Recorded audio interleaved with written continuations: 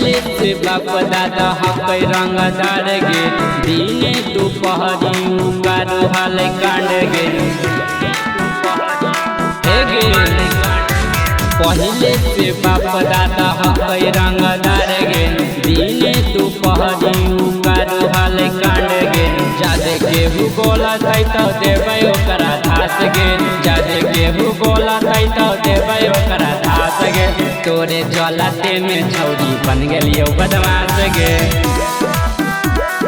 तोरे जलाते में छौरी बन गेलियो बदमाश गे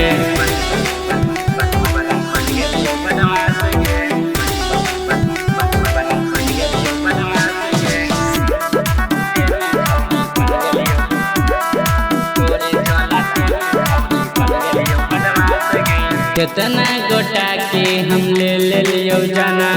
तोरे चक्कर में गेलियो शेखपुरा के थाना कितना गोटा के हम ले लियो जाना तोरे चक्कर में गेलियो शेखपुरा के थाना ऊपर नीचे कोना कोनी करी देबो बास गे ऊपर नीचे कोना कोनी करी देबो बास गे तोरे जलाते में छौरी बन गेलियो बदमाश गे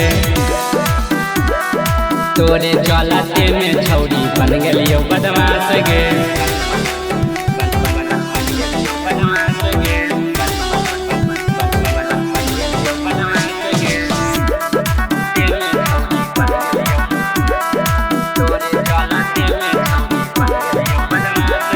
भैया तोहार छौरी पड़ल हकौ पीछा औसन के रखो ही तरवा के नीचा